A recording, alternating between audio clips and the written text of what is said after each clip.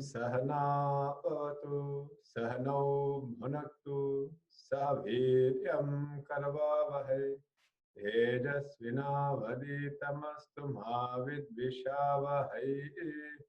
Om Shanti Shanti Shanti.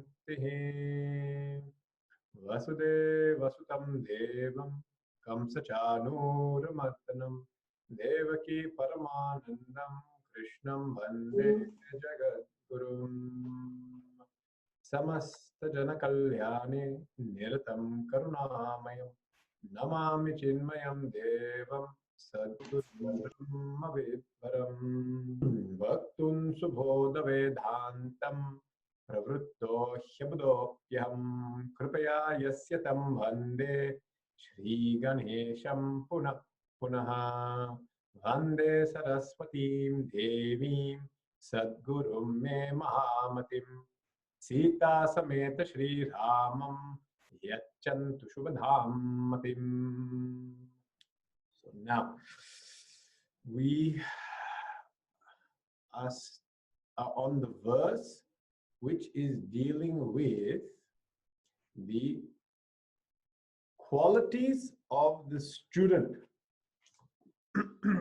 I've been spending a lot of time on that because this really becomes a large focus for us and a very practical element for seekers. So the verse talks about developing the classic or traditional qualities of a seeker, and we have now nearly seen all of them, because we have seen viveka, clarity, vairagya, dispassion. We have seen, last week we have now completed shama, dhamma, mastery of senses, uparama is there, titiksha, we have seen that, that's forbearance, shraddha, faith, that will come up later in the text, so we'll take it in more detail. Samadhanam, concentration and focus, we've seen that. Mumukshutvam, that we will see today. Last week, we looked at various techniques in order to manage our emotions. And I gave one method or one technique, and that was mapping out our emotional moods, temperament, and we used the acronym GRAF, G-R-A-F. And then we said through this, you can map out your negative moods, and then also the antidote is in the positive moods. So I think I'll bring that slide up. Graph, grievances, regret, apathy, and fear. Grievances overcome with gratitude, regret with self-respect, apathy, aspiration, fear, and faith. So last week we completed aspiration and apathy. Fear and faith we have looked at already when we took the talk on managing fear and anxiety. So with that, we have completed that element. Now, that completes the quality called shama. Shama, mastery of mind, mano nigraha. The other quality, dhamma, mastery of senses, which we did talk about earlier as well. Mastery of senses is purely because the senses are the gateway for all impulses to come into our mind. And so one of the easier ways, it's easier, is to manage or not allow the impulse to actually enter into the mind. Once the impulse or stimulus goes into your mind, you then have to deal with it in the mind. So it becomes quite challenging at that level. So one technique is don't even let it in. Yeah. It's like, people have dogs, and their dogs, they stay outside, but people like to let the dog inside the house. And when you let the dog inside the house, then it runs everywhere. Then you have to train that dog, discipline that dog, make sure it sits in this spot and doesn't sit over there and doesn't eat this and doesn't eat that. And sometimes the dog just sits on top of the chair where the owners are supposed to sit. They also sit there. They eat the owner's food. Yeah. So one way of managing that dog is don't let the dog in the house. If you want a clean house, don't let the dog in the first place. Once you let it in, you have to manage it. You have to manage its behavior. You have to train it, discipline it. Huh? Same way, the world enters into our mind through the gateways or doorways of our senses: sight, sound, smell, taste, and touch. Once it enters, then we have to manage it after that. But there is an option of not letting it enter at all. Yeah. And so we again have to we should always use our thinking, our viveka, discrimination, as to what we want to let in and what we want to keep out. Some things are friendly, so you might let them in. So you might let your dog in every now and then because he's friendly. But there could be some other things outside in that garden which you don't want to come in. In our ashram, we had a fox here one day. So the fox, we don't want to let that in the ashram. So keep that. So that one, you keep the door closed. That shouldn't go in there.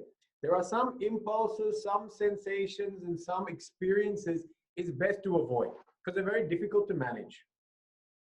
You know, some people watch these movies, and these movies have some very scary scenes, you know. And then after that, they can't sleep. They have to look at other people in their house and go sleep with someone else in the house because they're so scared. Then it's best not to even see that thing. So one way of managing is don't just purely avoid it. So when we don't let things in at the level of the senses, this is called the practice of Dhamma, mastery of senses. Okay, like I said, we can still use our intelligence to determine what things go in and what things stay out. Okay. You can also practice Dhamma with regards to duration of contact with that stimulus and quantity. Duration and quantity. So duration, how long you are exposed to it. And then quantity can be how much you take in. Like with food, you have to do quantity. But with TV, you might do duration. So you can measure according to duration, measure according to quantity. In these ways, you can manage the senses as well. As you reduce the sense stimuli, you will find that because the mind has got less things coming into it, it's much easier to manage that mind. Now imagine you have one dog, now you have two dogs, now you have three dogs, now you have four dogs, you add 5 dogs into your house. Now you have to manage those 5 dogs. You feel like it's crazy. This house is too crazy. So you let one dog in. With one dog, you can manage. As you practice Dhamma, you will find that because the amount of sense stimuli has reduced, your mind actually becomes much easier to manage. You will find that there's a lot more peace. There's a lot more presence. There's a lot more appreciation. And you don't feel life is not so hectic. Like you look now, why are people, a lot of people have told me they're enjoying lockdown because life is not so hectic. Because there's not so much stimuli going on. We're in the same place with the same people. So we've reduced the amount of people we're in contact. We've reduced the amount of places we're going to.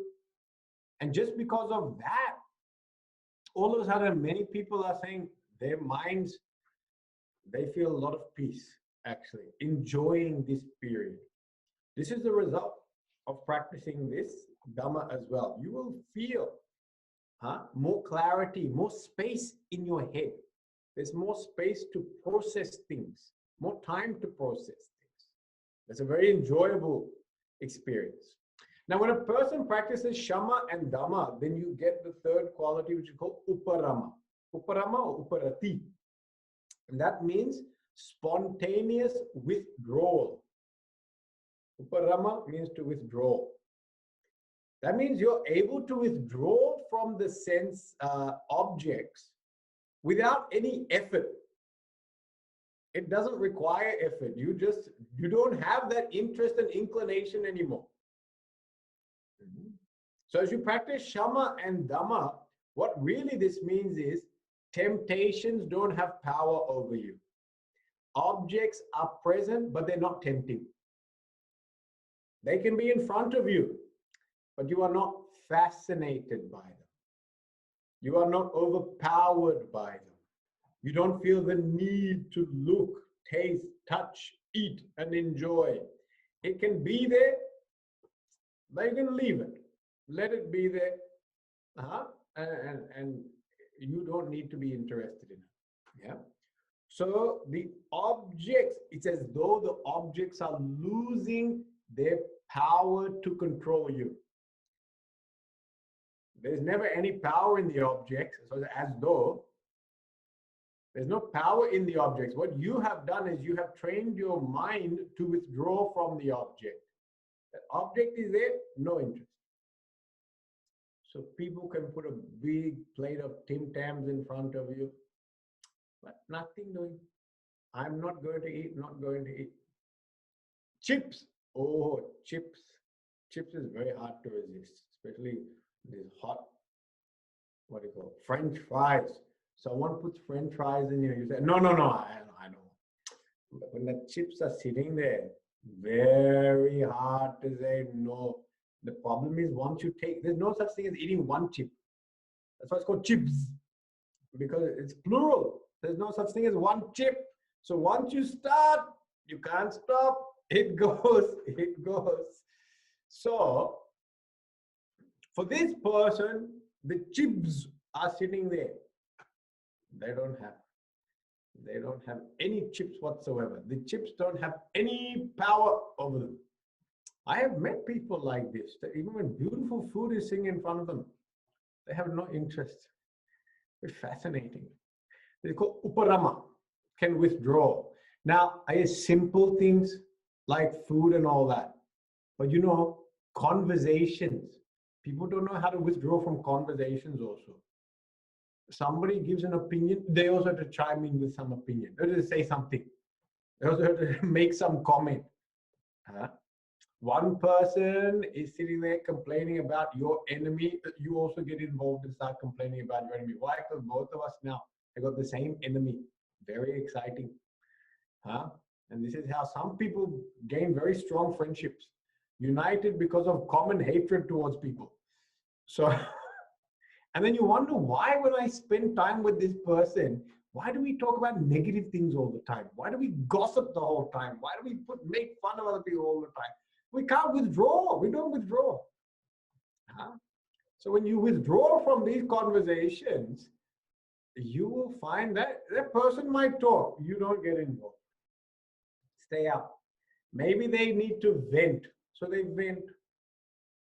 So when they're complaining about their husband, you need not jump in and complain about your husband as well. And then throw your husband in there, throw your children in there, throw your in-laws in there, throw everyone under the bus.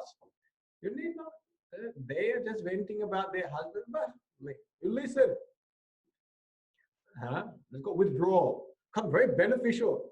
This is how you start managing the type of environment you're in. When you practice withdrawal, you can manage your environment very well. You need not change things. You just know where to spend your energy and where to let things go. When people know that if they gossip in front of you and you don't participate, they stop gossiping after some time. When people know that when they yell and shout and create a scene, you don't react, then they stop yelling, shouting, and creating scenes. But as long as I keep reacting, then people know, ooh, I can get them. I can get them. So they keep on using words which trigger us.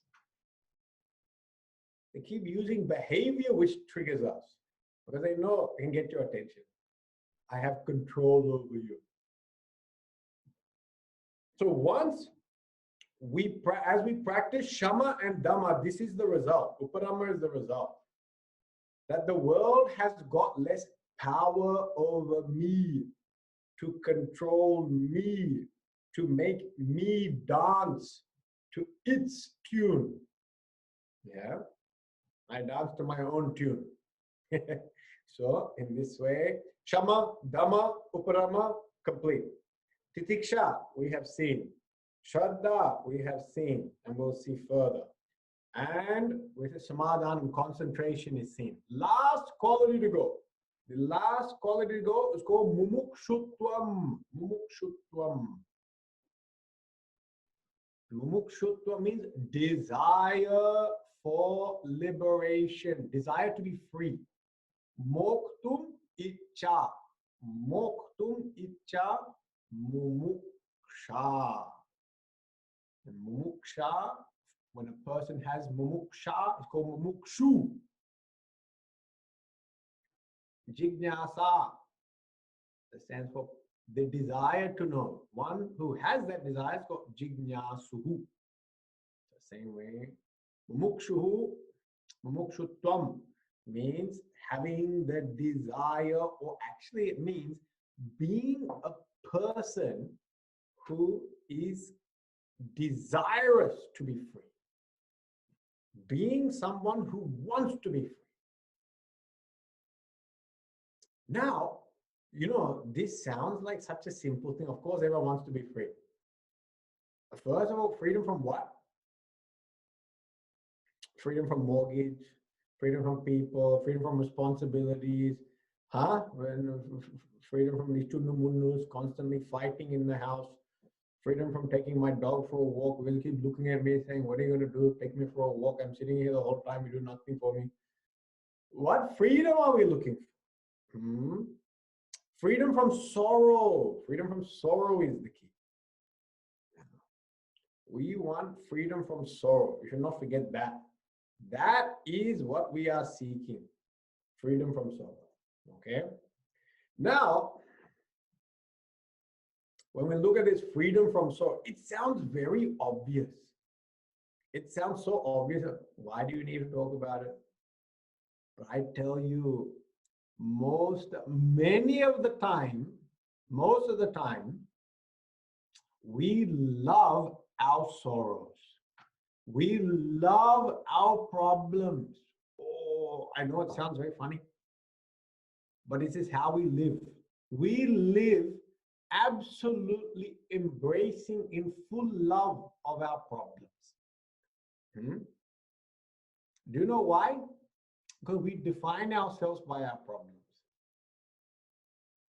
So when somebody asks you, how are you? Oh,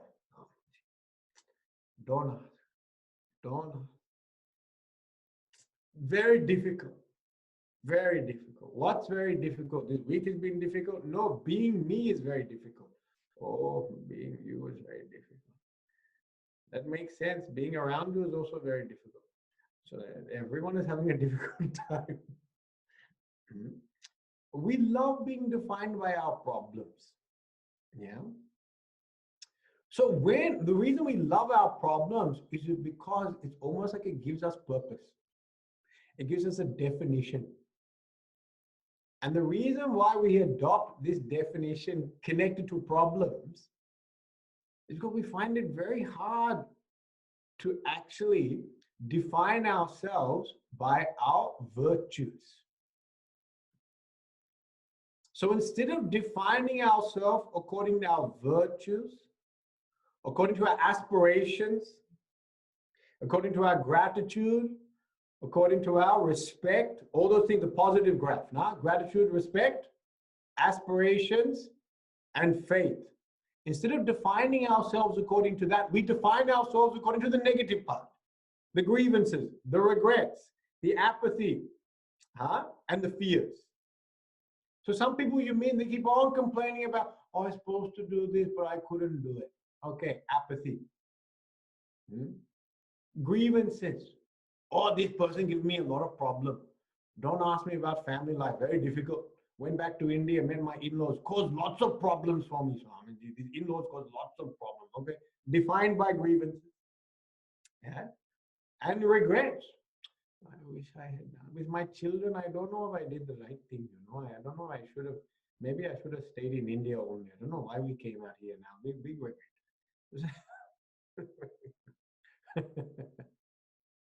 With parenting, there'll always be regrets because there's no correct method of parenting. We have no idea.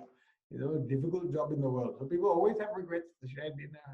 Maybe I should have sent them to private school. I did. I sent public school. Now I don't know what happened. Maybe I should have done this, done that. I don't know. So when we find that this is what predominates our conversation, yeah, that means you are defined by your problems. A person who's been defined by their problems will not want to give them up. Will not give them. They have very little mumukshutva because they won't want to be free of them. Because to be free of these problems means I don't know who I am anymore. I will not have an identity. So therefore, many times we hold on to our problems. And you know what happens? People come with solutions to your problems and you say, no, that's not going to work. You don't understand. We'll keep on telling them, you don't understand. You know why? Because it means, one, I don't need to try something new. And two, if I try it and it works, it means I won't have this problem anymore. And if I don't have this problem anymore, who am I? Who am I? I don't know who I am. Because currently I'm the person with all the problems. That sometimes we like to feel that we are the ones carrying the entire burden of the world. And then we like to think that without me, how would this place run? We like that definition because it gives us purpose. But it's a negative purpose. It's a purpose based on problems. Such a mind will have no interest in being free.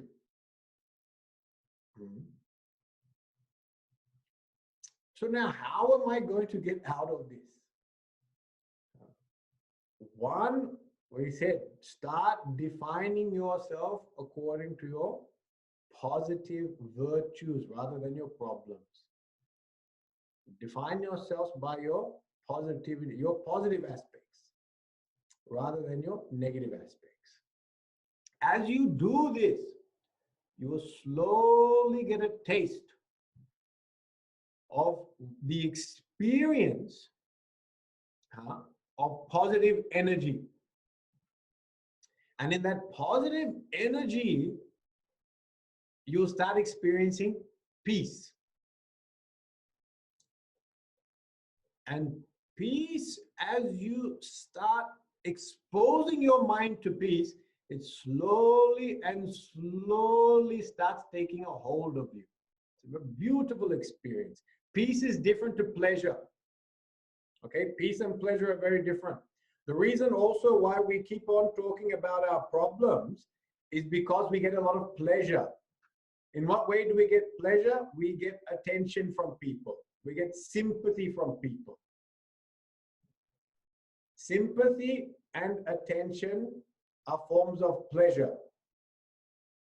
So I come home and I complain about my whole day, and then everyone looks and listens and it's so difficult. I know sometimes people at home don't care about this because you do too many times, they can't be bothered listening. So you have to go find some other friends to complain about too. So you complain to other people. And then if you have no friends that pick up the phone or reply to your WhatsApp, you have to start a blogging site on a Facebook thing or something other, start some Twitter page.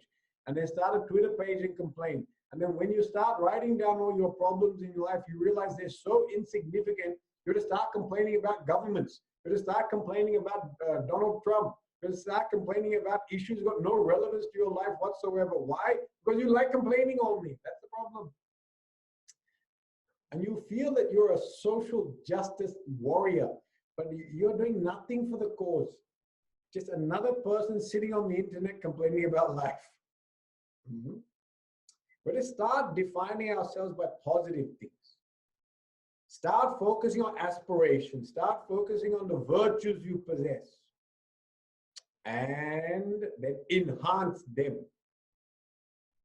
Now, as you taste this peace and you enjoy this peace, and that desire for that peace will come more. That peace is coming because you are freed of this negative energy. This negative energy in the form of problems, complaints. And you just need to expose your mind more and more to that peace. And as you do that, all of a sudden this desire for freedom from sorrow will come. Freedom from problems. And that's why Shastra, as this desire becomes more and more intense, before freedom, it's called mumukshutva. But now I want freedom from all sorrows. And in Shastra, we say all sorrows is what is called samsara. Samsara. Now I want freedom from all sorrows. I want freedom from samsara. I want freedom from samsara. And it even says in this samsara, in this mumukshutvam, different grades are there. Different levels. There are some people, intense mumukshutvam. Tivra, it's called tivra, sharp, intense. These people say, I want freedom here and now. Here and now I want to be free. Enough is enough. I'm not going to continue on whinging, complaining, and whining about life. Why there's so much beauty. Some people, they will say, okay, not now, few things I need to get done, bit later. Retirement. I got some projects I need to get done first. First, I need to marry someone, fight with them for a long period of time. Then after that, I'll retire. And then after that, we'll see. So a bit later. Yeah. That's called madhyama. Madhyama. Mumukshutva, medium. Then there are some people who say this is called manda, dull. If it comes, great. If it doesn't matter. If I go to the mailbox and moksha is there, great, I'll take it. But if I go to the mailbox, there's no moksha, it's okay, continue on. And this sometimes is a problem with our Hinduism. Our Hinduism got this thing called reincarnation. This reincarnation, double-edged sword. Because some people can take it very positively and sit there and say, that's it, I don't want to be reincarnated. Other people say, what's the big deal? There's another life waiting anyway. Why you want to finish off all your jobs now? Why not enjoy the next life? Because maybe next life I'll be born in some exotic country, maybe Bahamas or some Fiji or something like that. And I can enjoy the beach. I don't even need to live in cold Melbourne. So why finish off all my problems? Keep a few for the next birth. So that is called manda mumukshutva, dull. So different levels. One is, if it happens, it happens. One is, I want it, but not now, bit delayed. Last one, I want it here and now. We should obviously try to intensify that mumukshutvam so that I want freedom here and now. Now, I'll tell you one thing about how to develop more mumukshutvam. We said already, start focusing on your positives rather than your negatives. There's another way. Mumukshutvam, or the desire to be free, can be very much enhanced by a very unpleasant sensation, and that is called pain. Pain is an extremely powerful catalyst for mumukshutva. Pain can be at any level. Physical pain, emotional pain, intellectual pain. Physical pain, we understand, chronic illness, various disabilities, restrictions in what you can do. Physical pain. Emotional pain in the form of sorrow, regret, grievance, anguish, anxiety, or this emotional pain. An intellectual pain, living with confusions, no clarity, doubt. So much doubt in life. Don't know what to do. Don't know what to do with myself. Got so much time, don't know what to do with myself. All these are forms of pain.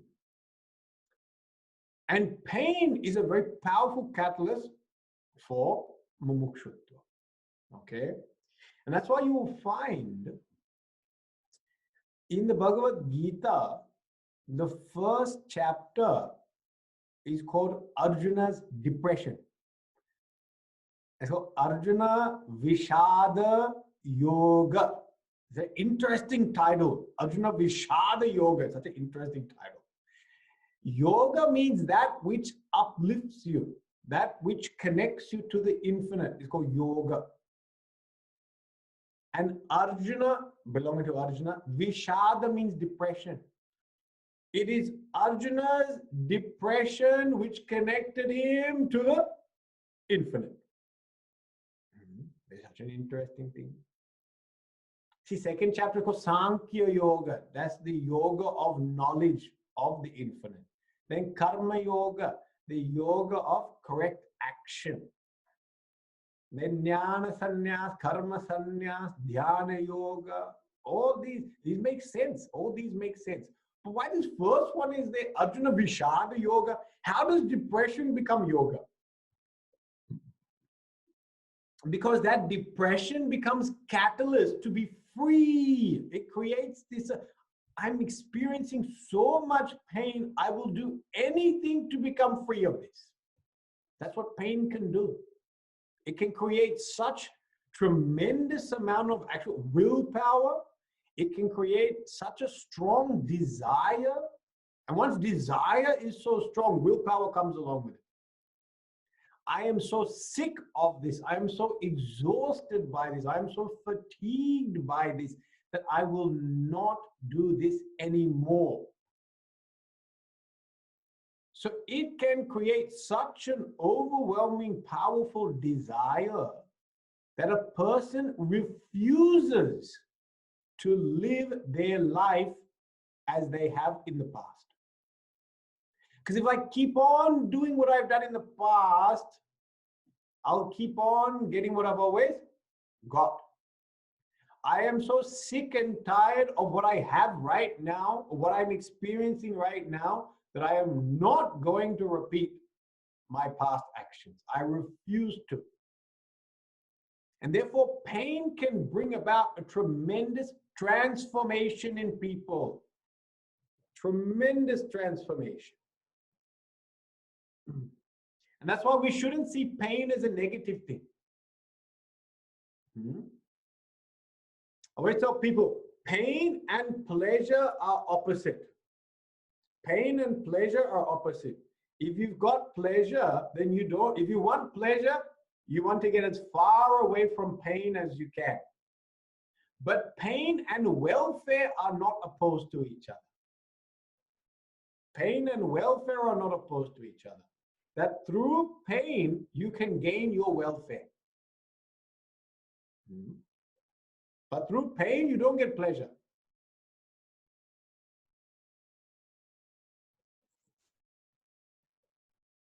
See, many times in order, I've seen it at all levels with all people. That many times in order to bring about transformation in their behavior and character, they have to go through experience of a great pain. You can advise them. You can advise them. There's two ways to change a person. One is advice, and the second one, pain. Many times we say, okay, hitopadesh, give them some advice and all that. But we know people also, it's difficult for them to assimilate advice. We have so many limitations why we are resistant to advice from other people. Like I said, because we're defined by our problems, therefore other people's advice falls flat because we don't want to give up our pain. We don't give up our problems.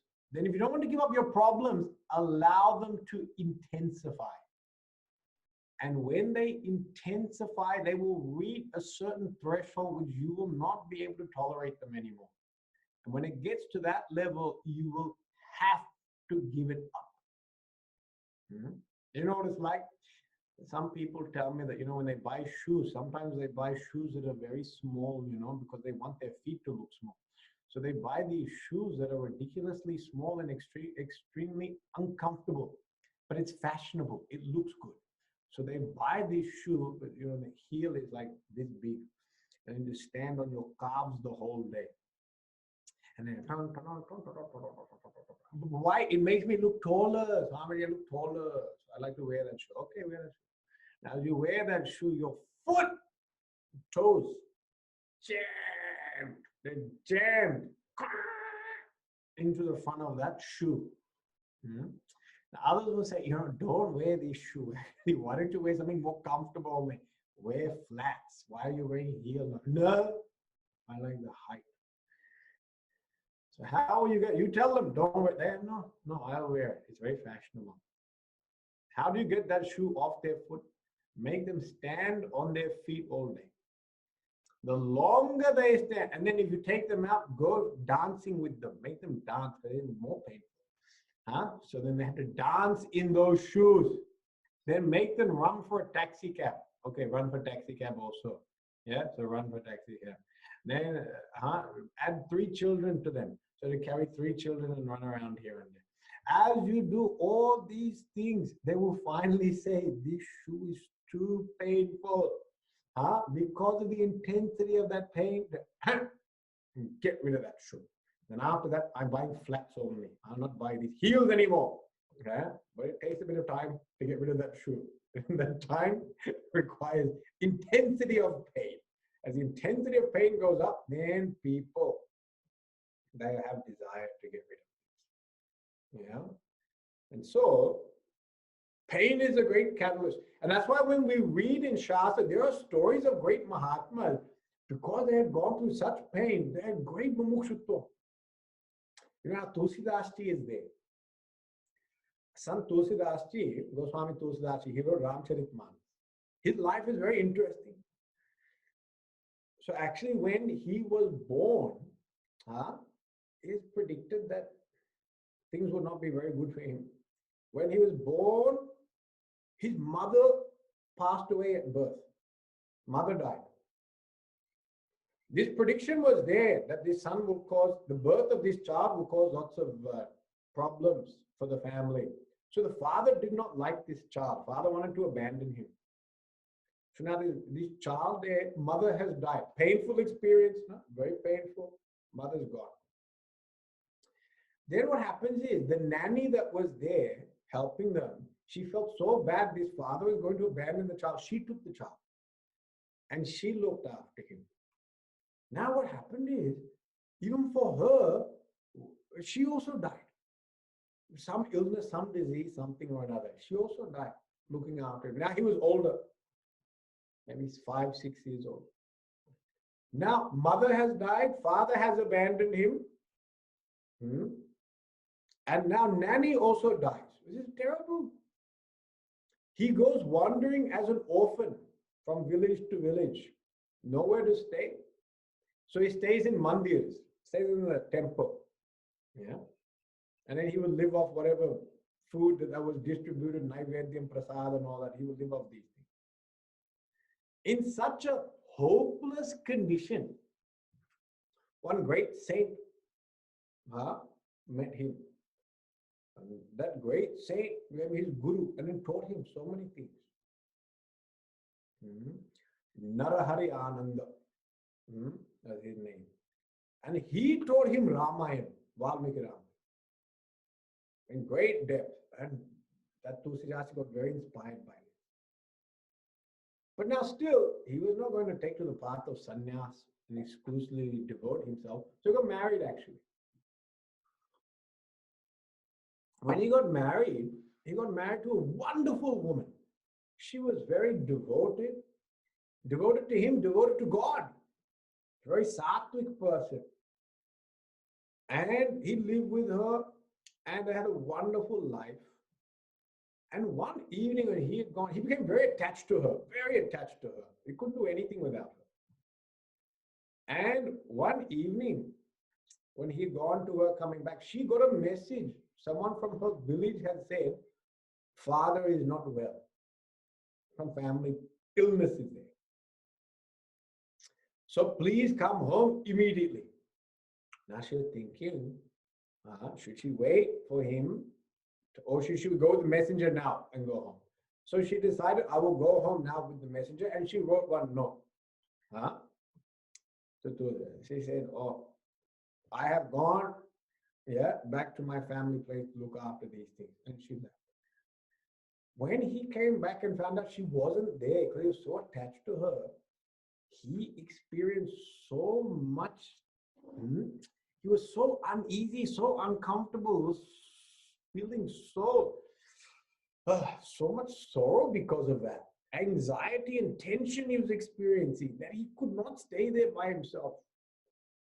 So he left that night itself. The minute he left that night. It was raining. It was thunder. It was terrible. And he went through all these terrible conditions now to go back to the wife's home village to find her. It is said that the storm was so bad that the boatmen stopped ferrying people across the river. He had to cross the river. And so no boatman was there to take him across. He just jumped into that river and he saw one log that was going past. It was actually a corpse. And he held on to that corpse and floated across the river to get across. He thought to a corpse he held on to. This is a true story of Tusidasji. And he gets to the other side and he goes all the way to her village. Now she is in her room, second floor. And he's trying to call out to her because the storm is so loud she can't hear anything. So it says he climbs the trellis and he couldn't even climb it properly. He said one snake was there. He held onto the snake, and holding onto the snake, he climbed up the trellis. Finally, he gets into her room, and she's completely confused. Who is this? He enters and she recognizes that's the husband only. And when she sees him, she is so disgusted by this. She says, what are you doing here? How did you come here? And he relates the entire thing of how he crossed the river with the use of a corpse. He climbed the trellis because of the snake, because he couldn't live without her. Now, some people find this romantic. He couldn't live without her. But she was a very sattvic person. She said, this is such hopeless dependency that she was rather disgusted. And she just said a statement to him. She said, if you had as much devotion to me as you had to God, you would have realized the truth by now. And he was so shocked by this because of the ordeal that he had gone through.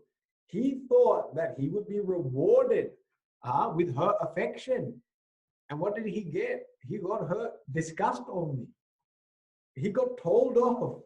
He got chided and he got criticized so heavily and so painfully because of this intensely painful comment that was made. Such blunt and harsh rejection. That all of a sudden, this thought just came to his mind that what she said was correct. If I had this level of devotion to God that I have to her, I'll be one with God. He just stood there. This thought all of a sudden just took such deep root into him. And all of a sudden, he walked, he left. And that was it. He left after that. After that, he lived as a saint. He lived by himself. And he then just composed many different shastras, compositions, songs, and eventually Ramcharitmanas, which now is probably one of the most famous forms of the Ramayana that is spoken, Ramcharitmanas. He composed that only. But he became a great saint, which we now worship. But his origins were in extreme pain. His saintliness was born out of tremendous pain, actually. And that's why pain is not opposed to your welfare. It is not opposed to your freedom. If you know how to use pain, that when we experience pain in life, we should see its cause, look for its cause. And when you recognize the cause of that pain, and you also recognize the repetition of pain, that pain keeps on coming, then you just start getting tired of repeating the same thing again and again. You get tired of living the same life in the same way again and again. Why? Because you know at the end of the day, it's going to lead to pain. And this forces us to change the way we think and live. And that's the most important thing, that we have to change the way we think and live. And that's why pain is a wonderful thing. That's why we don't necessarily need to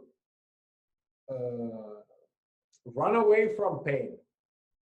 You must acknowledge pain, and you must identify where it's coming from. If you acknowledge that pain, some people don't acknowledge pain. Pain is there, but they don't acknowledge it. They try to cover it up. You must recognize that this is painful. This relationship can be painful. This lifestyle can be painful. My pursuit of comforts can be painful. My need for name and fame can be painful. You must acknowledge that it's painful.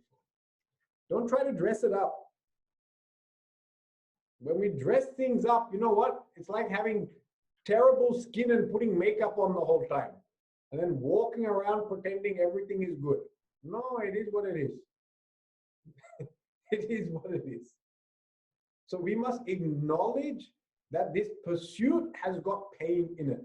As we acknowledge these pursuits have got pain, whether it's the pursuit of name, the pursuit of wealth, the pursuit of comforts,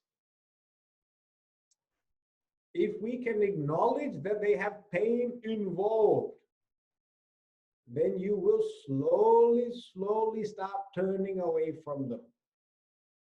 And you will say, enough is enough. Now I want that state which is pain-free. I want that state which is free of all sorrows. I am no longer interested in this highly corrupted version of living. I want something which is pure and untainted. So as we keep on looking at life this way, it is not a pessimistic view of life. Pessimistic view of life person only sees pain and can't see any hope. In this, we are seeing pain, but we have tremendous hope. We are seeing the pain of the finite so that we will stretch out and reach towards the infinite. But as long as we are comfortable with the finite, we won't get the infinite. We won't strive for the infinite. We won't work for the infinite. We won't change for the infinite. We'll keep on staying with the finite. So, with regards to mumukshutvam, how to intensify it, look at all the aspects of your life that have caused you pain and just acknowledge them. That these pursuits have got great pain involved. And don't try to dress them up. Don't make excuses for them. This is the nature, this is part and parcel of that pursuit. That pursuit will have this element to it. When you deny it, when you try to dress it up, when you try to beautify it, that's called living in a delusion. Not seeing a thing for what it is. It's like when we see advertising, when you see marketing and advertising, everyone who buys this product appears to be happy all the time. Yeah, so if you buy Coca-Cola, you somehow always seem to be happy. You always seem to be at a beach. You always seem to be surrounded by friends, and all your friends are supermodels, and you're a supermodel. Don't know how that happened, but all these things tend to be happening. And it's just like, if I drink this, I will get all this. And it's like these people don't have any problems whatsoever. Their life appears to be perfect. Huh? But no, you have to then see the truth behind it. The truth behind it is that this is a delusion only. Each one of these people, just to get on camera for 3 minutes, have done 2 hours of preparation. Their hair, their makeup, their, what do you call it, attire, their clothes. There's so many people involved just for them to get onto camera. And then you realize this is such a painful process, actually. To look like this is too painful. Then I give up. I don't want to do this anymore. Don't live your life as a delusion. Acknowledge times when it has been painful, and acknowledge also times when it has been positive. Both you must acknowledge. Yeah. But sometimes we are very scared of admitting our pain, especially when our pain is with pursuits that are very close to our heart. Like I want a good career. Because you want that good career, you'll have to go through various pains to get through that. I want top position. Because you want top position, you also have to fight with other people that are also contending for that position. And as you go to the top, all winners, people that have been at the top, all say one thing: it's very lonely at the top. Why? You can't have friends there. At the top, you can't have friends. Why? Because you always are seen as an authority figure. You'll always be seen as an icon or an idol. You'll never be seen as one of the gang. Yeah. Now on TV, there's this Michael Jordan documentary, because I'm a big fan of Michael Jordan. I watch all these things. And he says a nice statement. He said, there's a price you have to pay for being a winner. And a large price of that is you don't have friends. You will not be seen as a peer, because you always want to sit above everyone else. You always want to say, you want to be better than everyone else, and no one else is allowed to be on your position. You won't let them on your position. So sometimes we have to acknowledge whatever our pursuit is, that in that pursuit there is pain. And if we can acknowledge that pain, then it can make you really think, do you want to continue with this pursuit of the finite? Why? Because there's one place where there's no pain whatsoever. And that is the infinite. In the infinite, blissful state of realization, there is no pain. So am I willing now to trade this painful finitude for the blissful infinitude? And if I can see that, if I'm willing to make that trade, you can have the infinite, you can have that infinite, and you can have it here and now. You have it here and now. Okay, so this is how we can cultivate mukshutvam, and this is also, on a side note, how you can change your perspective on pain in life. Our heartaches in life, our rejections in life, our disappointments in life, our regrets in life, all these, you can now see them in the positive light. That all of them sometimes are just little stepping stones towards getting towards freedom. When I look back, you look at that life of Tulsidas Ji, it's not just his wife just made this comment. See, if you look at his life also shows the psychology of someone who's been abandoned repeatedly. Yeah, abandoned by mother, abandoned by nanny, and then abandoned by wife, rejected by wife. Now you see all female figures that are supposed to look after him have rejected him. Yeah. So if you see 1 rejection, 2 rejection, 3 rejection, then finally just that's it. Enough. Why am I repeating this pattern?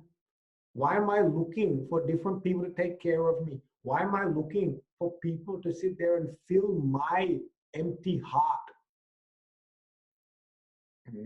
Now let that be filled with God. Let that be filled with the love of the divine, because that won't leave me. But people can leave me, whether they're mother, whether they're nanny, whether they're wife, whether they're father. These can all leave me. But God won't leave me. Same way in our life, if we look, there'll be very many incidents. Incidents happen at childhood, incidents happen at teenage, incidents happen at youth, incident happens at marriage, incidents that happen as parents. And all these incidents are just building up. And they're building up to give you a very intense experience, to show you the limitation of the world, so that you start reaching for the unlimited. Why settle for anything less? When you can have the unlimited, why settle for the limited? When you can have the divine, why settle for the mundane? This is all within your reach. That's the thing. You don't need to wait till next birth. You don't need to wait till I become born as a Swami. Then I will pursue it. Wait till this happens, then I'll do. We keep on saying, when this happens, then that will happen. No, here and now you can have it. Our Guru would say, success is your birthright. Yeah. Here and now we can have that experience of pure, unadulterated happiness. We just have to want it. We have to seek it. And part of that is to give up and let go of that which is not perfect. Let go of that which is imperfect, and you will get the perfection. In chapter 2 of the Gita, Arjuna, when he experiences this sorrow, that brings tremendous transformation in him. That finally he becomes the one thing which he's never been in the entire Gita, not with Krishna. And that is, he becomes a student. Throughout the whole Mahabharata, Arjuna is never the student of Krishna. He's the friend of Krishna. And because he was the friend of Krishna, he never brought out the Guru in Krishna. And Krishna is God in front of him. God is in front of him. God actually has the power to give you moksha then and there. Even without knowledge, he can give you moksha. Mukundaha. Mukundaha means muktim dadati. One who can give you moksha. Mukundaha. That Mukunda is sitting in front of him. But he can't see it. He's seeing him as friend. Hey, Sake. Hey, Yadava. Hey, cousin. Come and sit on the bed with me. We'll eat some samosa pakora together. Ayyo, there's a Gita I can give you and free you. But you want to eat samosa pakora? Yeah, let's have some samosa pakora. This Gita thing we'll deal with later. He only sees Krishna as Guru, Jagat Guru, when crushed under the intense pressure of his emotional pain. Crushed under the pressure of Bhishma, Drona, Pramukataha. Standing in front of Bhishma and Drona, beloved grandsire, beloved teacher, and now he has to fight against them in such an emotionally catastrophic position. he collapses. And in that collapse, he finds the right vision, a vision of receptivity, a vision of humility, that now I see Krishna as more than a friend and cousin. I see Krishna as the Guru, the one who would lead me towards liberation. In that way, his life changes. And he's the only one that gets that Gita. No one else gets that Gita. Later on, Yudhishthira asks, hey, what was that thing he told Arjuna? Can you tell me as well? That thing, I think it's thing of Gita, I think you made. Did you record it? Krishna, did you record it on your iPhone? Because I can get a recording. Can I listen to it later? Can you upload it on email? Can you send me the link? Huh? And Krishna said, no such thing, no link. No MP3s will come to you. We're not transferring any files. That one was for Arjuna. He gives some, Arjuna also asked for it later on. He says, I'm not giving you the recording. That's why I don't like giving out recording. I listen from Krishna. Krishna didn't give the recording out to Arjuna. And people ask me, can I give recording? No recordings. Why? Because Krishna didn't give recordings. I'm not giving recordings. When Yudhishthira asks, Krishna finally says, go to Bhishma. He will teach you what you need to know. Oh, Krishna said, I will not even teach you. You go to Bhishma. Huh? Bhishma will teach you. That shows how special Arjuna was. Arjuna was so special. Huh? That Krishna said, I will teach you. But Arjuna, you must be so receptive to me, must be so devoted to me. And Arjuna was, but he was devoted to Krishna, but not as Guru. How did he shift that vision and attitude? Intense pain. Arjuna Vishada. And when you read the entire Mahabharata, this collapse of Arjuna, where he's so weak and almost so pathetic, in his state, so hopeless. It is such a contrast to his character throughout the entire Mahabharata. In the Mahabharata, there are thousands of chapters. The amount of chapters are in thousands. This is one chapter out of thousands where it's such a different character of Arjuna comes in. In the rest of the Mahabharata, he's the most valorous, courageous, optimistic personality in the entire Mahabharata. He's such a phenomenal person to watch and read in the Mahabharata.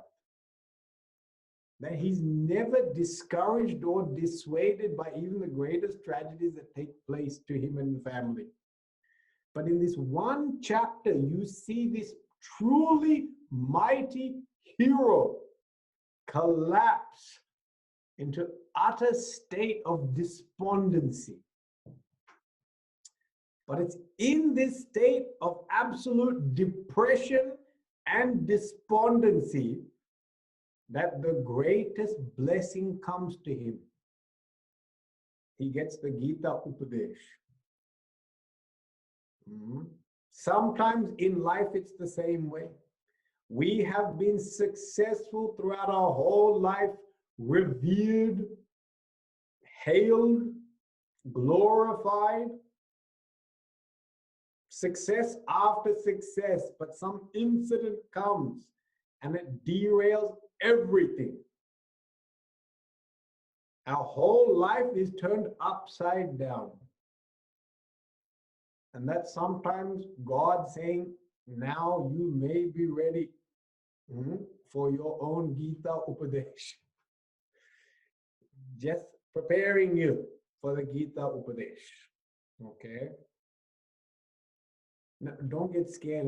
This week something terrible happens, so I'm going to curse us all now so that something terrible happens so we get good Gita Upadesh. That may not happen, and most likely will not happen at all. The idea here is how you will see pain and problems in life. That in life, pain can be a wonderful catalyst towards spiritual perfection. Don't be scared of it. Don't be ashamed of it. Acknowledge it and see it as it is. Okay? In this way, we can drive and intensify our mumukshutvam, desire for freedom. Okay. With that, we have completed all the qualities of the student. Now, next topic. Okay, you talked a lot about the student having lots of qualities. What about the guru? Is the guru going to have some qualities or what? Anyone can walk around and become a guru. Huh? So now what are the qualities of the guru? Now, even guru gets put under the microscope now. So Guru Lakshana will be the next topic that comes up. Okay. And Guruji has written a lot about that. So that we'll get to see next week. Okay. Wonderful.